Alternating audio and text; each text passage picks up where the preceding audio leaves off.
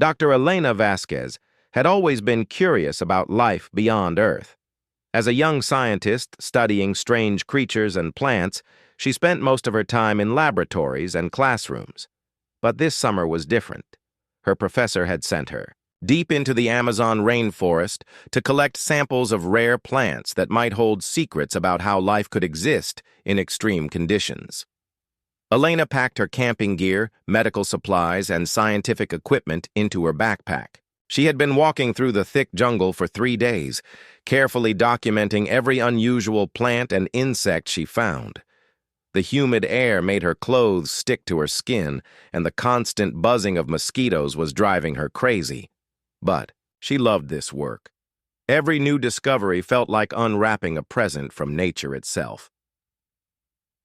On the 4th morning, Elena woke up to a sound she had never heard before. It was like thunder, but it lasted too long and seemed to shake the very ground. Beneath her tent, birds flew away in panic and monkeys screamed in the distance. Something big had happened nearby. She quickly grabbed her equipment and followed the direction of the noise. After walking for about an hour, she smelled something burning. Smoke was rising through the thick canopy of trees ahead. Elena pushed through the dense bushes and vines until she reached a clearing that definitely had not been there the day before. What she saw made her heart stop. A massive chunk of twisted metal, still glowing red-hot in some places, had carved a deep scar into the forest floor. Trees were knocked down in every direction, and the air smelled like burning chemicals mixed with something she could not identify. This was not a normal plane crash. The metal looked nothing like any aircraft she had ever seen. Elena approached, carefully covering her nose with her shirt to avoid breathing in the strange smoke. The wreckage was partially buried in the soft jungle soil, and strange symbols were carved into its surface. As she walked around the crash site, she noticed something that made her stomach flip. There was someone inside. Through a gap in the twisted metal, she could see a figure lying motionless. At first glance, it looked human, but something was off. The person was tall and thin, with skin that seemed to shimmer with a faint silver glow. Elena had studied human anatomy for years, and this body looked different in ways she could not quite explain. Every logical part of her brain screamed that she should leave immediately. This could be dangerous. She had no idea what she was dealing with. But Elena had become a scientist because she believed in helping others and discovering truth. She could not just walk away from someone who might be dying. She squeezed through the gap in the wreckage and knelt beside the unconscious figure. Up close, she could see that this was definitely not human. The being had the same basic body structure as a person, but their features were more refined and angular. Their skin had a subtle metallic sheen, and when Elena checked for a pulse, she found their heart was beating in a rhythm completely different from human hearts. The creature was badly injured. Strange blue liquid, which Elena assumed was their blood, was seeping from several wounds. Their breathing was shallow and irregular. Without medical attention, this being would die within hours. Elena made a decision that would change everything. She opened her field medical kit and began treating the injuries as best she could. She had no idea if human medicine would work on alien biology, but she had to try something. She cleaned the wounds with antiseptic and used her emergency bandages to stop the bleeding. For 3 days, Elena stayed by the alien's side. She set up her tent near the crash site and worked around the clock to keep her patient alive. She mixed local medicinal plants that indigenous people had used for centuries with her modern medical supplies. Some combinations seemed to help. The alien's breathing became stronger, and the blue bleeding stopped. On the 3rd evening, as Elena was changing bandages by flashlight, the alien's eyes suddenly opened. They were unlike any eyes she had ever seen, deep purple with flecks of gold and incredibly intelligent. The being looked directly at Elena with an expression of confusion and wonder. Elena smiled gently and spoke in a calm voice, even though she knew the alien probably could not understand her words. "Hey there. You are safe now. I am Elena. I have been taking care of you. The alien tried to sit up but was still too weak. Elena helped them lie back down and offered some water. The being drank carefully, never taking those amazing eyes off Elena's face. It was clear they were trying to understand who this strange creature was and why she was helping them. Over the next 2 days, Elena and the alien found ways to communicate without words. Elena drew pictures in the dirt to show that she was a scientist who studied life. The alien, who pointed to themselves and made a sound that Elena interpreted as Zarathea, drew symbols that seemed to represent stars, and traveling between worlds, Elena learned that Zarathea's people were from somewhere far away in space. Their ship had been damaged, and they had crashed on Earth by accident. Zarathea seemed amazed by Elena's kindness. Through their simple drawings, Elena understood that Zarathea's people were warriors who valued strength above everything else. The concept of helping a stranger, especially someone from a different species, was completely foreign to them. But Elena did not help Zarathea because she expected anything in return. She helped because it was the right thing to do. When someone is hurt and you have the ability to help them, you help them. It did not matter if they were human or alien or anything else. On the 6th day, the morning sky filled with a low humming sound. A ship appeared above the treetops, sleek, silver, and clearly from the same advanced civilization as Zarathea. The rescue team had finally found their missing crew member. As the rescue ship landed in the clearing, Zarathea struggled to stand. They were much stronger now, thanks to Elena's care. Before the other aliens arrived, Zarathea removed a beautiful crystal pendant from around their neck and placed it in Elena's hands. The crystal was warm and seemed to pulse with its own inner light. Elena tried to give it back, but Zarathea gently closed Elena's fingers around it and touched their hand to their heart. The message was clear. This was a gift from the heart, a token of gratitude that could never be properly expressed in words. The other aliens arrived and quickly surrounded Zarathea, checking their condition and speaking in rapid musical tones. They looked at Elena with obvious suspicion and confusion. One of them pointed some kind of device at her, but Zarathea quickly spoke to them in their own language. Whatever Zarathea said made the others lower their weapons and step back. Zarathea turned to Elena one last time. They pressed their hands together and bowed deeply, a gesture of respect and thanks that needed no translation. Then they walked toward their ship without looking back. Elena watched as the silver craft rose silently into the sky and disappeared among the clouds. Within minutes, it was as if nothing had happened. The jungle sounds returned to normal. Birds began singing again. The only evidence of the incredible encounter was the crystal pendant in Elena's hand and the healing burn mark in the forest floor. Elena returned to civilization but never told anyone about what had really happened in the jungle. Who would believe such a story? Instead, she kept the crystal pendant close to her heart and threw herself into her scientific studies with new passion. Something about her experience with Zarathea had changed her forever. She began specializing in astrobiology, the study of life that might exist beyond Earth.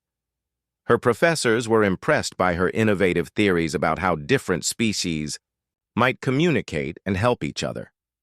Elena's research papers proposed ideas that seemed to come from nowhere, but were surprisingly insightful. What Elena did not know was that the crystal pendant was slowly influencing her work. It contained advanced technology that helped her understand concepts about life and communication that humans had never discovered before. Zarathea's gift was quietly guiding Elena toward becoming one of Earth's leading experts on the possibility of life among the stars. Years passed. Elena earned her doctorate and became a respected scientist. She often held the crystal pendant and wondered what had happened to the mysterious being she had saved in the jungle. She hoped Zarathea had recovered completely and was living a good life somewhere among the stars. Elena never imagined that her simple act of kindness had planted a seed that would one day grow into something that could change the fate of entire worlds. She had no idea that saving one alien's life would eventually save both their species from a war that could have destroyed everything they both held dear. 20 years had passed since that life-changing encounter in the Amazon rainforest. Dr. Elena Vasquez was no longer the young graduate student who had stumbled upon a crashed alien ship. She had become one of the most respected scientists in the world, though nobody knew the real reason behind her incredible success. Elena's crystal pendant had never left her side. She wore it under her shirts, close to her heart, and somehow it seemed to guide her research in ways she could never fully explain. Her theories about life beyond Earth were so advanced that other scientists often wondered how she came up with such brilliant ideas. Elena herself was amazed by the insights that seemed to flow naturally from her mind. She had started small, publishing papers about how different species might communicate without using words.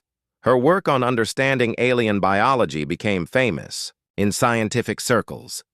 Universities around the world invited her to speak about the possibility of meeting beings from other planets. Elena always spoke with such passion and detail that her audiences felt like she was describing something real rather than just theoretical possibilities. As her reputation grew, Elena was offered better and better positions. She moved from small research labs to major universities and finally to the International Institute for Extraterrestrial Studies. This was the most important organization in the world dedicated to preparing humanity for the possibility of meeting alien life forms. When the previous director retired, Elena was the obvious choice to take over. She was only 38 years old, making her the youngest person ever to hold such an important position. But nobody questioned her qualifications. Elena had published more groundbreaking research on alien contact protocols than anyone else. In history, what made Elena special was not just her intelligence, but her approach to the subject. While other scientists focused on military defense or economic advantages of meeting aliens, Elena always emphasized understanding and cooperation. She believed that any species advanced enough to travel between stars would be intelligent enough to appreciate kindness and mutual respect. Elena often gave interviews to news programs and documentaries. When reporters asked her why she was so confident that aliens would be peaceful, Elena would touch the crystal pendant hidden under her shirt and smile. "I just have a feeling that any species capable of such amazing technology would also be capable of great wisdom and compassion," she would say. Meanwhile, in a distant part of the galaxy, Zarathea was experiencing her own incredible transformation. The crash on Earth had changed her in ways that surprised everyone who knew her. Before the accident, Zarathea had been a typical Viridian warrior, strong, aggressive, and focused only on conquest and personal glory. The Viridian Empire was built on the principle that might makes right. For thousands of years, they had expanded across the galaxy by conquering weaker species and taking whatever resources they wanted. Viridian children were raised to be fighters from the moment they could walk. Showing mercy or kindness was considered a dangerous weakness that could get you eliminated from society. But something had changed in Zarathea during those 6 days she spent recovering on Earth. The memory of Elena's gentle care haunted her dreams. She could not understand why a complete stranger from a primitive species would risk her own safety to help someone she had never met before. This concept of selfless kindness was so foreign to Viridian culture that Zarathea struggled to even find words to describe it in her own language. When Zarathea returned to her homeworld, her fellow warriors noticed the change immediately. She was still an excellent fighter and strategist, but she began showing unexpected mercy to defeated enemies. Instead of destroying conquered planets completely, she would establish systems that allowed the local populations to maintain their cultures and govern themselves under Viridian protection. Her superiors were confused by this new approach, but they could not argue with the results. Planets under Zarathea's control were more productive and caused fewer rebellions than territories managed by traditional harsh methods. Her innovative strategies began attracting attention from the highest levels of Viridian government. Zarathia rose quickly through the military ranks. She won battles not just through superior firepower, but by understanding her enemies and finding solutions that benefited everyone involved. Other Viridian commanders started copying her techniques, though they never fully understood the philosophy behind them. The turning point came when the old Viridian empress was killed during a particularly brutal campaign against a rebel coalition. According to tradition, the position of ruler would go to whoever could prove themselves the strongest warrior. Dozens of ambitious generals prepared for the trials that would determine the next leader of their civilization. Nobody expected Zarathia to enter the competition. She was respected but not considered one of the most powerful warriors in the empire. However, the trials were not just about physical strength. Candidates also had to demonstrate strategic thinking, leadership ability, and vision for the future of their people. Zarathia's approach to the trials amazed everyone. Instead of simply defeating her opponents, she found ways to turn enemies into allies. She proposed solutions to problems that had plagued the empire for generations. Most importantly, she presented a vision of Viridian society that was still strong and proud, but also wise and sustainable. Her most controversial idea was that the Viridians should start building relationships with other species instead of just conquering them. She argued that cooperation could make them stronger than domination ever could. Many traditional warriors were horrified by this suggestion, but younger Viridians were intrigued by the possibilities. When the trials ended, Zarathia had not only won but had fundamentally changed how many Viridians thought about their place in the galaxy. She became queen at the age of 42, making her one of the youngest rulers in their history. Queen Zarathia's first official acts shocked the entire empire. She established new laws protecting conquered populations from abuse. She created diplomatic departments to explore peaceful relationships with neighboring civilizations. Most dramatically, she announced that the Viridian Empire would begin seeking alliances instead of just expanding through conquest. The reaction was explosive. Traditional military leaders accused her of making their people weak. Some planets attempted to rebel, thinking the new queen would be too soft to respond effectively. But Zarathia proved that compassion and strength were not opposites. When rebels threatened innocent civilians, she responded with decisive force. When enemies showed willingness to negotiate, she offered generous terms for peace. Over the following years, Queen Zarathia transformed the Viridian Empire from a feared military force into a respected galactic power. Their territory continued to grow, but now through voluntary alliances rather than forced conquest. Trade relationships flourished. Scientific knowledge was shared between species. The Viridian military remained strong, but now they were seen as protectors rather than oppressors. Through all of these changes, Zarathia never forgot the human who had saved her life. She often wondered what had happened to Elena and whether their paths would ever cross again. She had no idea that Elena had become just as influential in preparing humanity for eventual contact with alien civilizations. Both women were unknowingly preparing their people for a meeting that would change the course of galactic history. Elena's research was making humanity ready to accept and cooperate with alien visitors. Zarathia's reforms were making the Viridians ready to approach other species with respect instead of aggression.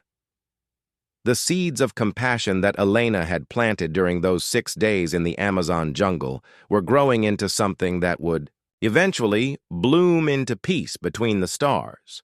Neither woman knew that their childhood encounter was about to become the foundation for the most important diplomatic relationship in galactic history.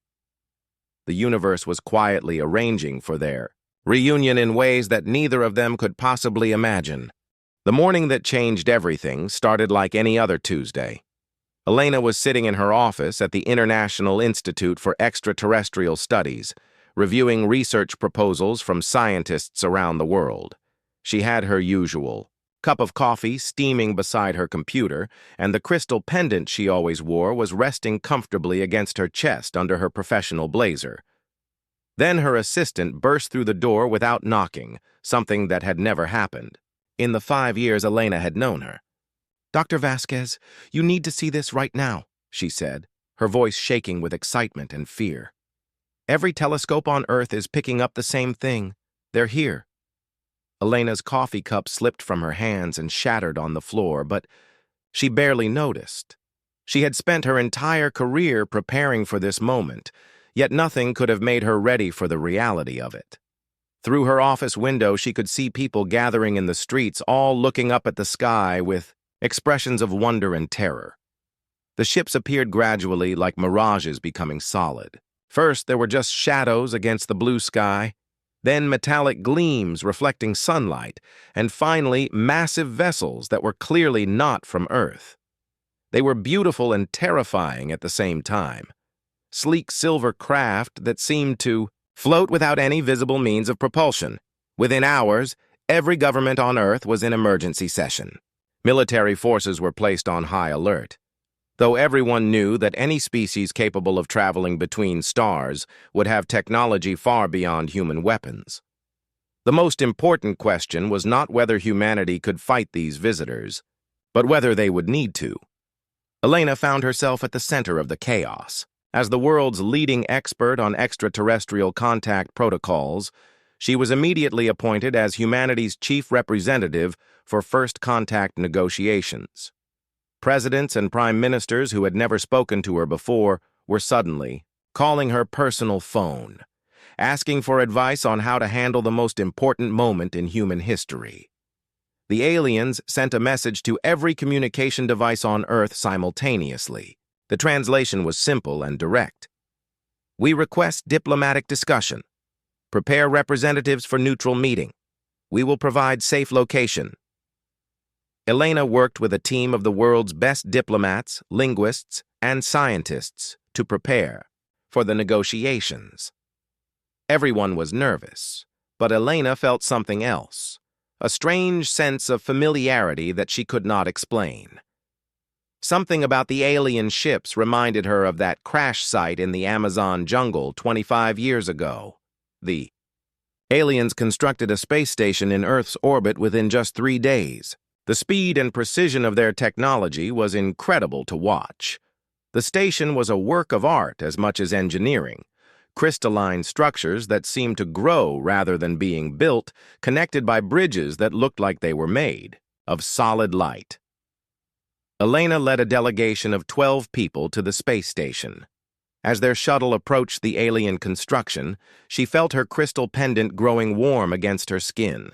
She had worn it for so many years that she usually forgot it was there, but now it seemed to pulse with energy that matched her accelerating heartbeat. The interior of the alien station was unlike anything humans had ever seen. The walls seemed to be alive, shifting colors and patterns in response to the visitor's presence. The air was perfectly breathable, and artificial gravity made movement comfortable, but everything felt subtly different from Earth technology. They were led to a conference room that adapted itself to accommodate both human and alien physiology. Chairs molded themselves to the perfect shape for each person, and the lighting adjusted to be comfortable for human eyes.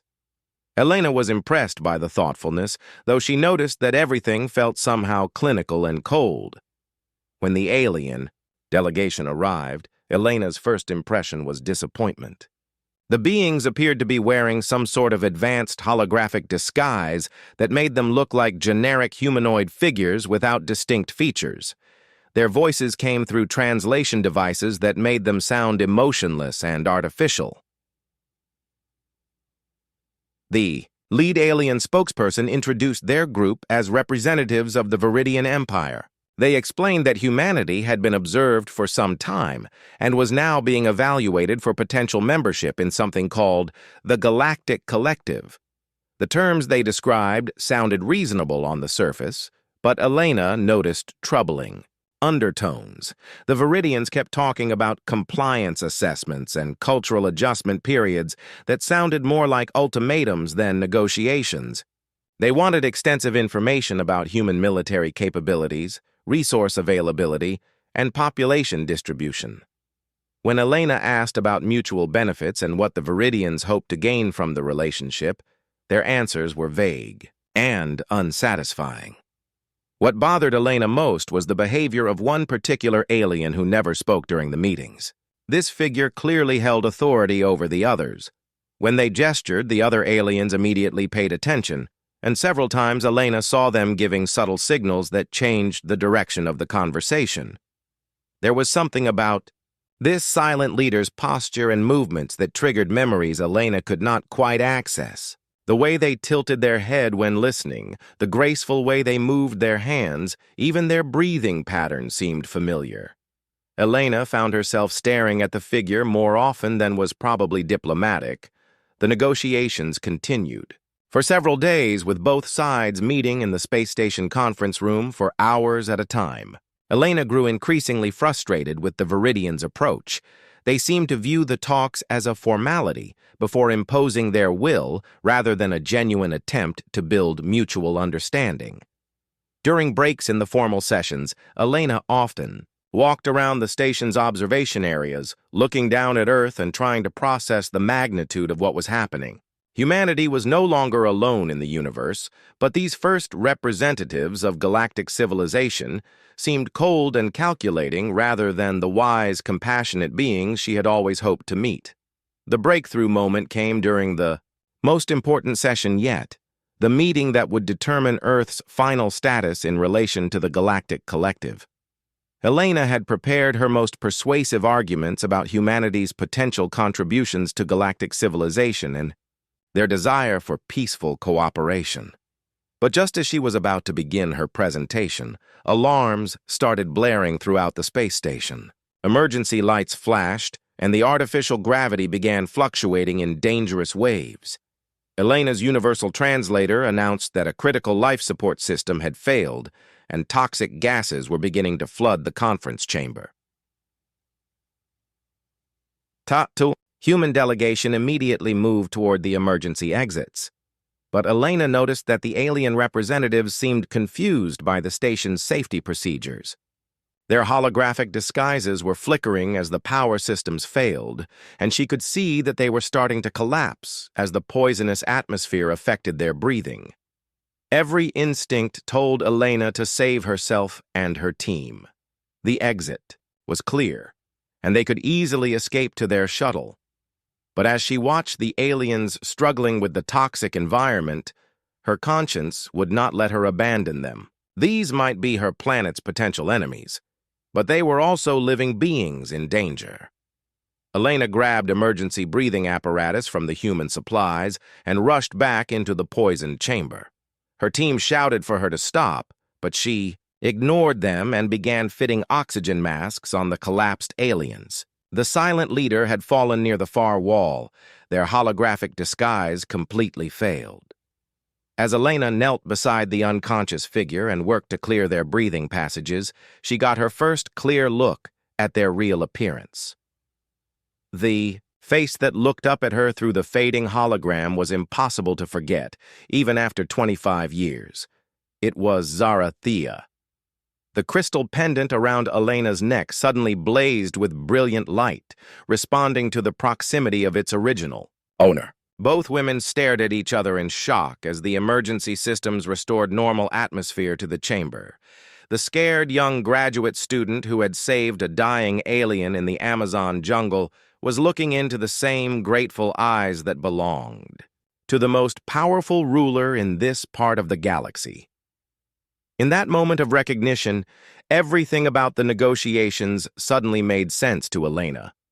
The cold, clinical approach was not how Zarathea wanted to handle first contact, but what her advisors and military commanders expected. The silent leader had been trying to guide the talks toward peaceful cooperation without directly contradicting her own people's aggressive traditions. Zarathea struggled to sit up. Her breathing still labored from the toxic exposure. When she spoke. It was not through the translation device, but in the musical tones of her own language, sounds that Elena somehow understood, even though she had only heard them briefly decades ago. "You saved me again," Zarathea whispered. "After all, these years, it is still you." The silence in the conference room was deafening. Elena knelt beside Zarathea, her hands still trembling from the shock of recognition. 25 years had passed, but those deep purple eyes with flecks of gold were unmistakable. The same eyes that had looked up at her with gratitude in the Amazon jungle were now staring at her with the same mixture of surprise and wonder.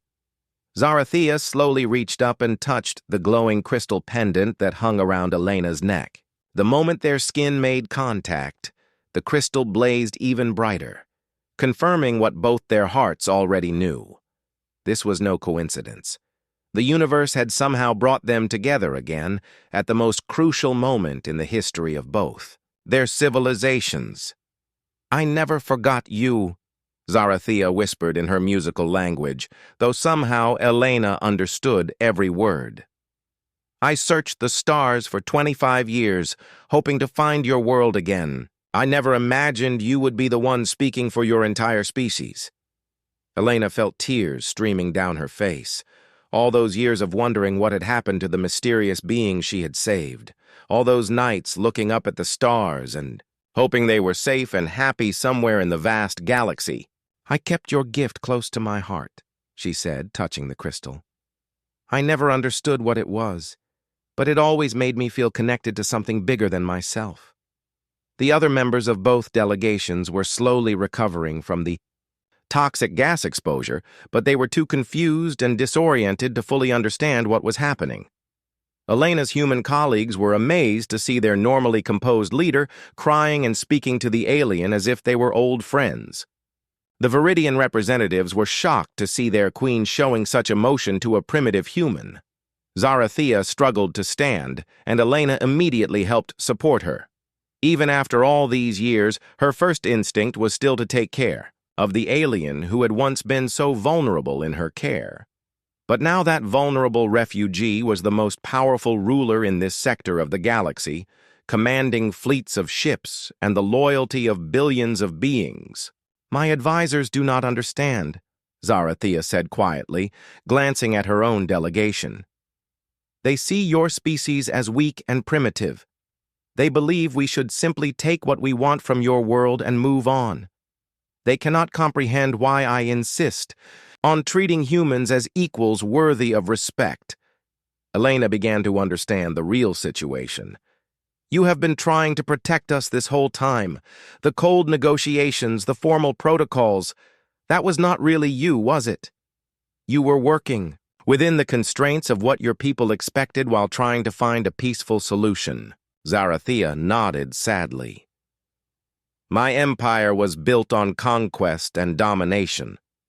For thousands of years, we have taken what we wanted from weaker species. When my scouts discovered Earth, the military leaders saw another planet to exploit. They do not understand that I learned a different way from a young human scientist who showed me that true strength comes from helping others, not hurting them." As the emergency systems fully restored normal conditions to the conference room, other members of both delegations began to recover and take notice of the conversation between Elena and Zarathea. The human ambassadors were amazed to see their leader speaking so familiarly with the alien queen. The Viridian military advisors were disturbed to see their ruler showing what they considered weakness. One of the Viridian commanders, a large warrior with scars covering his face, stood up and spoke harshly to Zarathea in their own language. Elena could not understand the words, but the tone was clearly challenging and disrespectful. Whatever he was saying made the other Viridian representatives shift uncomfortably. Zarathea's expression hardened, and when she responded, her voice carried the unmistakable authority of absolute power. The scarred commander immediately stepped back and lowered his eyes, but Elena could see that he was not convinced by whatever Zarathea had told him. "What did he say?" Elena asked quietly. General Corvex questioned my judgment in showing concern for human welfare, Zarathea replied.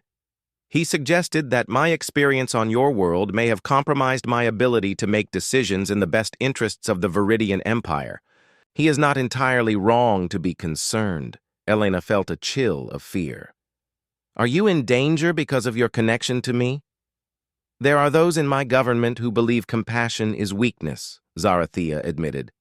They tolerate my diplomatic approach because it has been successful, but they would prefer more traditional methods of expansion. If they knew that my policies were influenced by a human I met decades ago, they might view it as treason. Before Elena could respond, her own second-in-command, Ambassador Chen, approached them with obvious concern. Dr. Vasquez, we need to discuss the situation with the rest of the human delegation. The other governments are expecting a report on the negotiations, and frankly, we are all confused about what just happened here.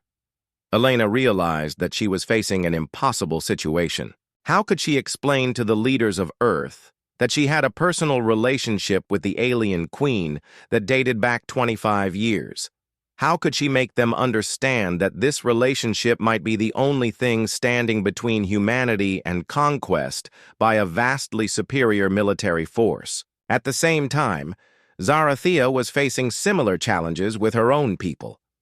Elena could see the other Viridian representatives watching their queen with suspicion and confusion. The formal negotiations had suddenly become very personal, and neither side understood why. We need to talk privately, Elena said to Zarathea. Both of our delegations need explanations, but first we need to figure out how to handle this situation without putting either of our worlds in danger. Zarathea nodded and spoke to her advisors in their own language. Elena could tell from their body language that they were not happy about being excluded from a private conversation between their queen and the human representative, but they reluctantly agreed to withdraw to another part of the station. Elena addressed her own team. I need some time to process what happened during the emergency. Please return to our quarters and prepare a preliminary report for Earth. I will join you shortly with a full briefing on our next steps. Ambassador Chen looked like he wanted to protest, but the authority in Elena's voice made it clear that this was not a request. The human delegation reluctantly left the conference room, though Elena could see them whispering among themselves as they walked away. When Elena and Zarathea were finally alone, the weight of the situation hit them both. Here they were, two women who had shared a brief but profound connection decades ago, now holding the fate of billions of people in their hands. The young graduate student and the crashed alien refugee had become the leaders who would determine whether their civilizations would coexist peacefully or clash in a war that could destroy entire worlds. I have spent 25 years trying to become worthy of the mercy you showed me, Zarathea said softly. I changed the fundamental nature of my empire because I learned from you that strength without compassion is just brutality. But now I fear that my efforts to honor your example may have put both our worlds in greater danger. Elena took Zarathea's hands in her own, just as she had done all those years ago when she was trying to comfort a dying stranger. We will find a way through this, she said with quiet determination. We found each other again across impossible odds and vast distances. That has to mean something. The universe did not bring us back together just to watch our civilizations destroy each other. But even as Elena spoke these hopeful words, she could see the worry in Zarathea's ancient eyes. They both knew that good intentions would not be enough to overcome the political realities they faced. The next few hours would determine whether their reunion would be remembered as the moment that saved two worlds, or the beginning of a tragedy that would echo across the stars for generations to come. Elena and Zarathea sat together in the quiet conference room, both knowing that the next few hours would determine the future of billions of lives. Outside the station's windows, Earth hung like a blue jewel against the black of space, beautiful and fragile. Above them, the Viridian fleet waited in formation, their weapons capable of turning that beautiful world into dust within minutes. Tell me honestly, Elena said, breaking the heavy silence. If your military advisors have their way, what happens to Earth? Zarathea closed her eyes, and Elena could see the pain in her expression. They would establish what they call a resource extraction colony. Your people would be relocated to designated areas while we harvest your planet's materials and energy sources. Those humans who prove useful would be kept as workers. The rest— She could not finish the sentence. Elena felt sick, but she forced herself to stay focused. And if you refuse their recommendations, General Corvex and his supporters would likely challenge my authority, Zarathea replied. They have been waiting for an excuse to claim that my diplomatic policies make me unfit to rule. If they can prove that my judgment has been compromised by personal feelings for a primitive species, they might succeed in removing me from power. So we are trapped, Elena said bitterly. If you protect Earth, you lose your throne, and someone worse takes over. If you don't protect us, you have to watch my world be destroyed. Either way, we both lose everything that matters to us. But even as Elena spoke those hopeless words, she could see something changing in Zarathea's expression. The alien queen was straightening up, and her eyes were beginning to show the fierce determination that had carried her through years of political battles and military campaigns. No, Zarathea said firmly. There is another way. It is dangerous, and it will require both of us to risk everything, but it might work. She stood up and began pacing the room, her mind clearly working through the possibilities. There is an ancient Viridian law that has not been invoked for over 1,000 years. It is called the right of life debt protection. Elena leaned forward, intrigued despite her worry. What does that mean? According to our oldest traditions, when someone saves the life of a Viridian ruler, that ruler owes them a debt that can never be fully repaid, Zarathea explained. The law states that anyone who holds such a debt and their entire family or clan must be protected by the crown at all costs. The debt extends not just to the individual, but to their entire people. Elena's heart began to race. Are you saying that because I saved your life, you could claim that all of humanity is under your personal protection? Exactly. But invoking this law would require me to publicly reveal our connection and the circumstances of how we met. I would have to admit to my entire empire that my policies have been influenced by a human I encountered 25 years ago. Many of my people would see this as a betrayal of everything they believe about Viridian superiority. Elena stood up and walked to the window, looking down at her home planet. Somewhere down there, billions of people were going about their daily lives, completely unaware that their existence hung in the balance of a conversation happening hundreds of miles above their heads. What would happen to you if you invoke this law? She asked without turning around. I would likely face a civil war, Zarathea said quietly. Not all of my people would accept a ruler who puts the welfare of aliens above traditional Viridian interests. General Corvex and his faction would almost certainly rebel. Many would die in the fighting. Elena turned back to face her old friend. I cannot ask you to start a war for my people. There has to be another solution. There is no other solution that saves Earth, Zarathea replied. And you are not asking me to do anything. I am choosing to do this because it is right. You taught me 25 years ago that sometimes we must risk everything to help others. Now it is time for me to prove that I learned that lesson. Before Elena could respond, alarms began sounding throughout the space station.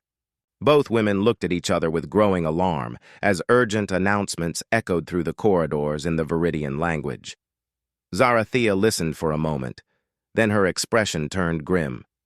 General Corvex has taken control of the fleet. He is claiming that I have been compromised by human influence and is demanding that I surrender command to him immediately. If I refuse, he will begin attacking Earth within the hour.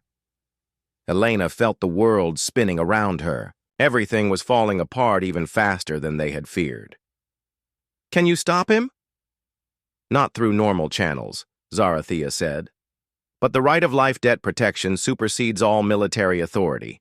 If I invoke it publicly before the entire fleet, even Corvex cannot legally challenge my decision without first defeating me in single combat. Single combat. Elena's blood ran cold. You mean you would have to fight him personally? It is the traditional way disputes over ancient laws are settled, Zarathea confirmed. Corvex is a formidable warrior, and he is younger than I am. But I have advantages he does not expect. Most importantly, I am fighting not just for my own honor, but for the lives of an entire world of people who showed me what true strength looks like. Elena wanted to argue, to find some other way, but she could see in Zarathea's eyes that this was their only chance. More alarms were sounding, and she could see through the windows that the Viridian ships were beginning to move into attack formation around Earth. "What do you need me to do?" Elena asked. "Stand beside me when I make the announcement," Zarathea replied. "Your presence will validate my claims about our history together. And pray to whatever powers your people believe in that I am strong enough to back up my words with action." They walked together to the station's main communications center, where Zarathea activated the fleet-wide broadcast system. Within moments, her image and voice were being transmitted to every Viridian ship in the solar system, as well as to the homeworlds of the Empire. "Warriors of the Viridian Empire," Zarathea began, her voice carrying the absolute authority of 20 years on the throne. "I invoke an ancient right that has not been used for a millennium. 25 years ago, my life was saved by a member of the human species. According to our oldest laws, this creates a debt that extends protection to her entire people." Elena could hear shocked voices coming from communication channels throughout the fleet. This announcement was clearly not what anyone had expected. "I formally declare that the species known as humans are under the life debt protection of the Viridian Crown," Zarathea continued. "Any attack upon their world or their people is an attack upon my personal honor. General Corvex, if you wish to challenge this decision, you know what the law requires." The response was immediate. General Corvex's voice boomed across the communication system, filled with rage and contempt. "Your Majesty has been corrupted by contact with these primitive beings. I challenge the validity of this so-called debt and demand satisfaction through combat. When I defeat you, the Empire will return to its proper path of strength and conquest." Zarathea looked at Elena one last time. "If I fall, take your people and run as far from here as you can. Find somewhere in the galaxy where they can build a new life in peace." "You are not going to fall," Elena said firmly. "You saved my world once just by existing, by becoming the kind of leader who would choose diplomacy over destruction. Now you are going to save it again by proving that compassion and courage are stronger than hatred and fear." Zarathea smiled, and for a moment, Elena could see the same grateful expression that had looked up at her in the Amazon jungle decades ago. "Thank you for saving my life twice, Elena Vasquez. Once in your jungle, and once here by helping me remember who I chose to become." As Zarathea left to prepare for the most important battle of her life, Elena watched through the observation windows as two civilizations held their breath. In a few hours, the outcome of a single combat would determine whether Earth would be protected or destroyed, whether the Viridian Empire would evolve or return to its brutal past. Elena touched the crystal pendant one more time and whispered a prayer to the stars. The scared young woman who had once bandaged an alien's wounds in a crashed ship was now hoping that her simple act of kindness would prove strong enough to save two entire worlds.